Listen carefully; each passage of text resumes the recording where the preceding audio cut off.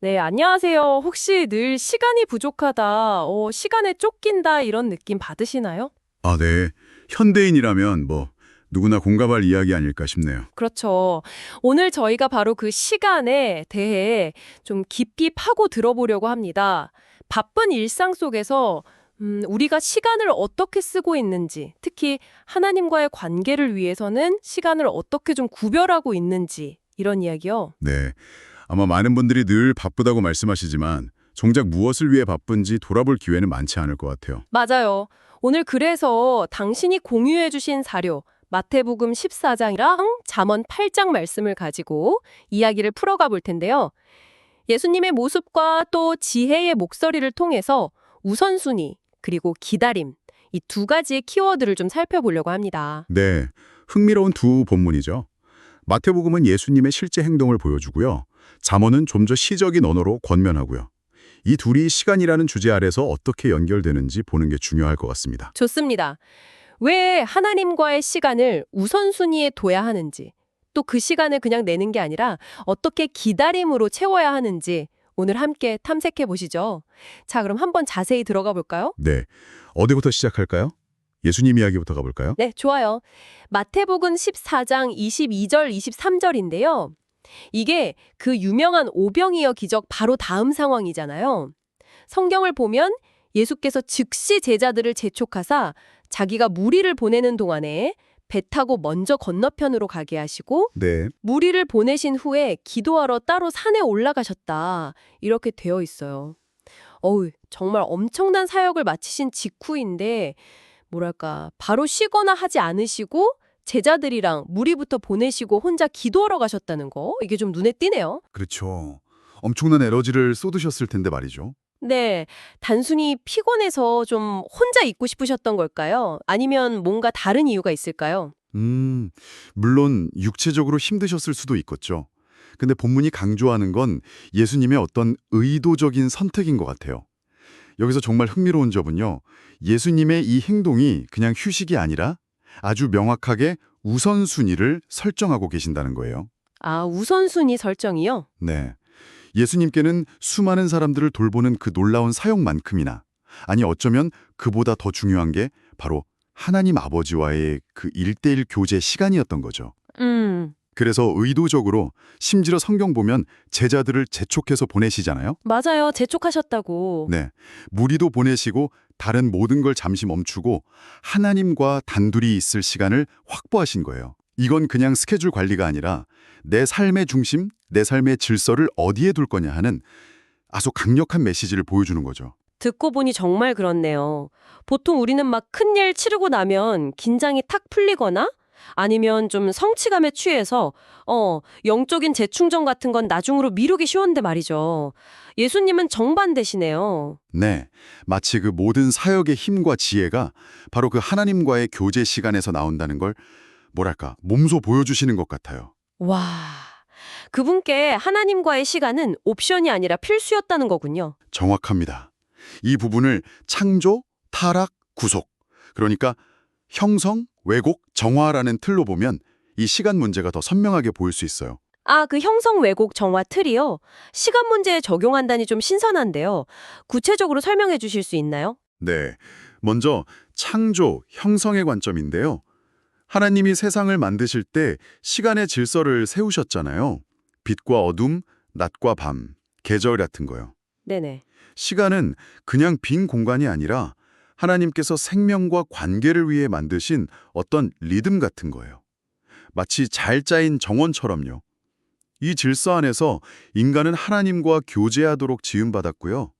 그래서 예수님처럼 의도적으로 시간을 딱 구별해서 하나님께 드리는 건 이 창조 질서, 하나님의 원래 디자인에 순응하는 가장 자연스러운 모습인 거죠. 아, 시간을 하나님의 정원에 비유하시니까 확 와닿네요. 그럼 타락, 왜곡은 이 정원을 어떻게 망가뜨린 건가요? 타락은 이 하나님 중심 질서를 인간 중심의 혼돈으로 뒤바꿔 놨어요. 시간 문제에서는 인간이 마치 시간의 주인인 것처럼 행세하게 만드는 거죠. 내 시간은 내 맘대로 쓴다. 이런 생각이 깊어지는 거예요. 음, 그 결과 바쁘다는 핑계로 하나님과의 만남을 위한 시간을 너무 쉽게 미루거나 소홀히 하게 되죠. 마치 정원 주인이신 하나님께 드릴 열매를 자기가 다 따먹거나 정원 가꾸는 일 자체를 귀찮아하는 것처럼요. 아, 이게 더 나아가면 다른 사람과의 약속 시간조차 가볍게 여기는 모습으로 나타나기도 해요. 약속 시간을 안 지키는 거예요. 이건 단순히 예의 문제가 아니라 타락 때문에 왜곡된 시간관념, 즉 자기중심성이 관계 속에서 드러나는 한 모습이라고 볼 수 있어요. 결국 신뢰를 깨뜨리죠. 바쁘다는 말이 어쩌면 자기중심성의 다른 표현일 수 있다니.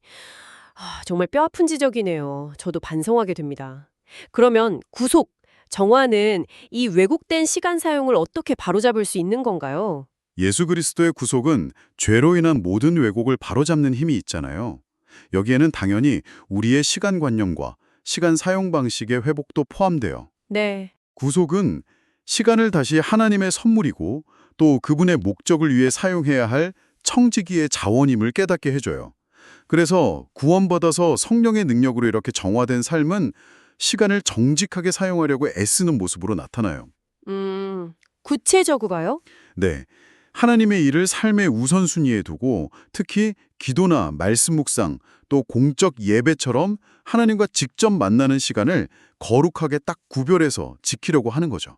그래서 시간 엄수, 시간을 약속대로 지키는 것이 그냥 습관이 아니라 신앙 인격의 성숙도를 보여주는 중요한 실천 지표가 되는 거예요. 와, 이걸 더 큰 그림으로 보면 결국 당신의 주간 계획표나 하루 일과가 당신이 뭘 제일 중요하게 생각하는지를 보여주는 일종의 신앙 고백서 같다는 거죠. 당신의 달력이 당신의 신학을 드러내는 셈이에요. 당신의 달력이 당신의 신학을 드러낸다. 이야, 정말 인상적인 표현이네요. 시간 사용이 그냥 스케줄링이 아니었군요. 깊은 영적인 의미가 담겨 있네요. 자, 그럼 이제 잠언으로 넘어가 볼까요? 잠언 8장. 여기선 지혜가 마치 사람처럼 말하는데 많은 분들이 이걸 예수님이나 하나님의 속성으로 해석하죠. 네, 그렇죠. 지혜를 의인화한 거죠. 17절 보면 지혜가 나를 사랑하는 자들이 나의 사랑을 입으며 나를 간절히 찾는 자가 나를 만날 것이니라 이렇게 말하고요. 그리고 34절은 더 구체적인데 누구든지 내게 들으며 날마다 내 문 곁에서 기다리며 문설주 옆에서 기다리는 자는 복이 있나니 라고 해요. 여기서 기다린다는 표현이 반복되는 게 아주 흥미로워요. 그냥 찾는 게 아니라 날마다 문 곁에서 기다린다. 이건 어떤 의미일까요? 맞습니다. 기다림. 이 단어에 주목해야 해요. 근데 여기서 기다림은 절대 수동적이거나 그냥 멍하니 시간 때우는 그런 상태가 아니에요. 아, 그런 게 아니군요. 네. 오히려 만남을 향한 아주 적극적이고 준비된 태도를 말해요. 날마다 문 곁에서 기다린다. 문설주 옆에서 기다린다. 이게 다 비유잖아요. 그렇죠. 마치 사랑하는 사람을 문 앞에서 설레면서 기다리거나 아주 중요한 손님 맞이하려고 문가에서 귀 쫑긋 세우고 있는 모습 같은 거죠. 시간과 장소를 정해놓고 하나님, 즉 지혜를 만나기를 간절히 바라면서 그분의 나타나심과 말씀에 온전히 집중하는 신자의 자세를 시적으로 그린 거예요.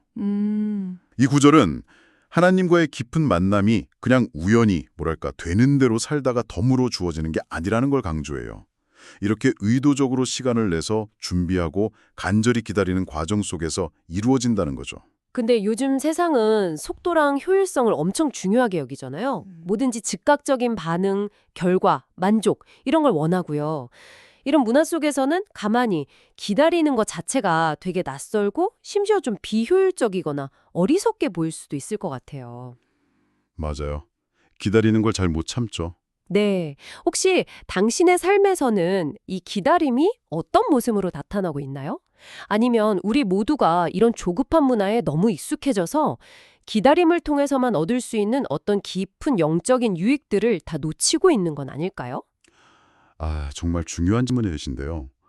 이 기다림 문제도 아까 말씀드린 창조, 파락, 구속, 즉 형성, 왜곡, 정화, 틀로 보면 또렷하게 이해할 수 있어요.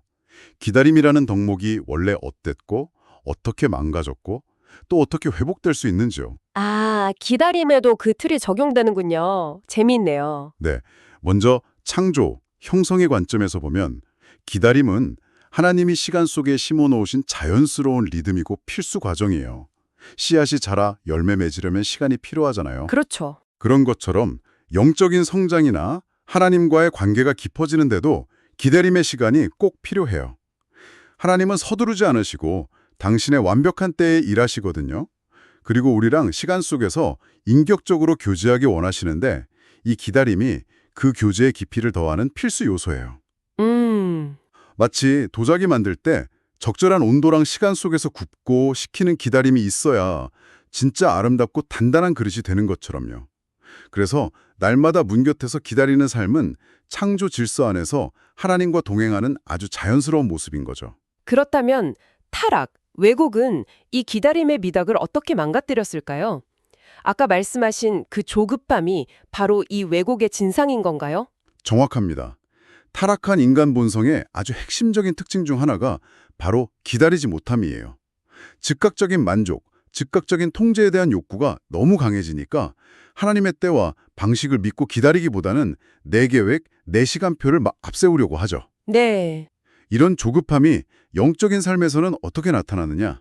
기도를 건너뛰거나 그냥 형식적으로 해치우게 만들고 말씀을 깊이 묵상하기보다 그냥 정보 얻는 수준에서 그치게 하고 예배를 그냥 의무감으로 때우게 만들어요. 아, 결국 하나님을 인격적으로 깊이 만나고 그분 음성을 듣는 그 풍성한 경험들을 스스로 막아버리는 거예요. 마치 덜 익은 과일을 성급하게 따서 떫은 맛만 보는 것처럼 기다리지 못함은 영적인 미성숙과 피상적인 신앙을 낳고 하나님과의 친밀한 교제를 가로막는 아주 심각한 장애물이 됩니다. 이 조급함 때문에 우리가 얼마나 많은 영적 보물들을 놓치고 사는지 몰라요. 조급함이 하나님과의 만남을 가로막는 장애물이라니, 정말 깊이 새겨야겠네요. 그럼 구속, 정화는 이 망가진 기다림을 어떻게 회복시키는 건가요? 예수 그리스도를 통한 구속의 은혜는 깨어진 하나님과의 관계만 회복시키는 게 아니라 타락으로 왜곡된 우리의 시간 감각 그리고 기다림의 능력까지도 정화하고 새롭게 해요. 오, 성령님이 우리 안에서 일하셔서 기다림을 더 이상 불안하고 고통스러운 시간이 아니라 하나님을 향한 소망과 기대로 가득 찬 복된 시간으로 바꿔주시는 거죠. 복된 시간이요? 네. 잠언에서 나를 간절히 찾는 자가 나를 만날 것이고 날마다 내 문 곁에서 기다리는 자는 복이 있다고 약속하셨잖아요. 이제 구원받은 우리는 기도와 말씀, 예배 자리에서 하나님 만날 것을 기대하면서 기쁨으로 기다릴 수 있게 되는 거예요. 기다림의 시간이 하나님을 더 깊게 알고 그분의 임재를 경험하는 거룩한 통로가 되는 거죠. 그래서 이게 우리 스스로에게 중요한 질문을 던지게 해요. 나는 과연 하나님 앞에서 기다릴 줄 아는 사람인가? 내 신앙 여정에서 이 거룩한 기다림의 자리는 어디쯤에 있나 하고요. 자, 지금까지 예수님의 모범을 통해서 하나님과의 시간을 의도적으로 구별하고 최우선으로 삼는 것의 중요성을 봤고요. 또 잠언의 지혜를 통해서 그 시간을 기다림으로 채우면서 하나님 만나기를 간절히 사모해야 한다는 걸 확인했습니다. 예수님은 그 바쁜 와중에도 홀로 기도할 시간을 내셨고 지혜는 우리에게 매일 문 앞에서 기다리라고 하네요. 그렇다면 이 모든 통찰이 오늘을 사는 당신에게 또 저에게 구체적으로 어떤 의미가 있을까요? 단순히 계획표에 기도 30분 이렇게 적는 것 그 이상인 것 같은데요. 맞습니다. 핵심은 그냥 겉으로 보이는 스케줄 조정이 아니라 시간을 대하는 마음의 태도 변화예요. 아, 태도 변화. 네, 성령의 능력으로 변화된 삶은 시간의 주인이 내가 아니라 하나님이심을 진짜로 인정하고 고백하게 돼요. 그러면 자연스럽게 하나님과의 만남을 삶의 다른 어떤 것보다 귀하게 여기게 되고 그 시간을 위해 기꺼이 대가를 치르면서 시간을 드리는 자세를 갖게 되죠. 드린다. 네, 이 글의 추상적인 게 아니라 아주 구체적인 삶의 실천으로 나타나요. 예를 들면 매일 정해진 시간에 드리는 개인 기도나 말씀 묵상 시간, 또 주일 공예배나 공동체 모임 시간 같은 거요. 이걸 어떤 일이 있어도 최우선으로 지키려는 어떤 거룩한 고집 같은 걸로 드러나는 거죠. 거룩한 고집이요? 네, 마치 생명줄 붙들듯 그 시간을 사수하는 거예요. 더 나아가서 하나님과의 시간 약속을 이렇게 소중히 여기는 사람은 자연스럽게 다른 사람, 즉 이웃과의 약속 시간 역시 존중하고 성실하게 지키게 돼요. 시간 사용 방식 전체가 하나님 중심으로 재편성되는 거죠. 시간을 어떻게 대하는지가 곧 그 사람의 신앙과 인격의 척도가 되는 셈이에요. 네, 공유해 주신 자료에 보니까 스스로에게 던져볼 만한 좋은 질문들도 있었잖아요. 예를 들면 나는 정말 예수님처럼 다른 모든 일을 잠시 멈추고 하나님과 단둘이 갖는 시간을 의도적으로 만들고 있는가? 네. 혹시 바쁘다는 핑계, 피곤하다는 이유로 하나님과의 약속이나 다른 사람과의 약속을 쉽게 미루고 있진 않은가? 그렇죠. 내 삶의 시간표를 정직하게 볼 때 하나님께 드려야 할 시간, 이웃에게 약속한 시간을 얼마나 신실하게 지키고 있는가? 이런 질문들이요. 잠시 멈춰서 이런 질문들 앞에 자신을 좀 비춰보는 시간이 꼭 필요하겠네요. 그렇습니다. 진짜 변화는 언제나 정직한 자기 성찰에서 시작되거든요. 내 하루, 내 일주일의 시간 사용 패턴을 숨김없이 들여다보는 용기가 필요해요. 내 시간표가 정말 하나님과의 만남을 준비하고 그분을 최우선으로 모시는 방향으로 짜여 있는지, 아니면 그냥 세상의 끊임없는 요구랑 나의 즉각적인 욕망 채우는 데 따라서 이리저리 막 끌려다니면서 왜곡되어 있는지 좀 냉철하게 점검해 봐야 합니다. 혹시 내 삶의 우선순위 목록에서 하나님이 자꾸 아래로 밀려나고 있지는 않은지 정직하게 물어야 하죠. 오늘 우리는 마태복음에서 예수님이 보여주신 그 우선순위 설정을 통해서 시간을 의도적으로 구별하는 법을 배웠고요. 또 잠언에서 지혜가 권하는 기다림을 통해서 그 시간을 어떻게 채워야 하는지 함께 탐구했습니다. 바쁜 삶 속에서도 하나님을 위한 시간을 거룩하게 구별하고 또 그분을 만나기 위해 능동적으로 기다리는 자세. 이게 단순히 시간 관리 기술이 아니라는 거네요. 그렇죠. 훨씬 더 깊은 거죠. 네. 창조 질서에 순응하고 타락으로 왜곡된 자기 중심적인 시간관념에서 벗어나서 하나님과의 관계를 삶의 가장 중요한 기초로 삼는 신앙의 본질적인 표현이라는 것을 확인했습니다. 네, 맞습니다. 결국 하나님을 위해 시간을 내고 기다린다는 건요, 분주하고 시끄러운 우리 일상의 한복판에 거룩한 공간, 일종의 지성소를 구별해서 마련하는 영적인 행위와 같아요. 아, 지성소. 네, 세상의 소음이랑 요구로부터 의도적으로 딱 벗어나서 잠잠히 하나님 앞에 엎드려서 그분의 임재를 깊이 경험하고 그분의 세미한 음성에 귀 기울일 수 있는 작지만 구별된 시공간을 확보하는 거죠. 예수님이 홀로 기도하시려고 산에 오르셨던 것처럼 우리 각자도 일상 속에서 하나님과 단둘이 만날 수 있는 우리만의 기도의 산, 기다림의 골방을 찾아야 해요. 자, 오늘 나는 이 깊은 이야기들을 마음에 새기면서 마지막으로 이런 그림을 한번 그려보면 어떨까요? 의도적으로 시간을 구별하고 기다리는 것에 대해 우리가 함께 살펴본 모든 것을 생각해 볼 때 당신의 다음 기도 시간을 그냥 하루 일과 중에 해치워야 할 목록의 하나로 여기는 대신에요. 마치 잠언에서 묘사된 것처럼 사랑하는 이를 기다리듯 문설주 곁에 서서 귀 기울이는 마음으로 혹은 오랫동안 기다려온 소중한 선물을 풀기 직전처럼 설레는 기대를 품고 그 시간을 맞이한다면 어떨까요? 그 기다림의 자리에서 당신을 만나주시고 당신에게 말씀하실 하나님을 온전히 기대하면서 말입니다.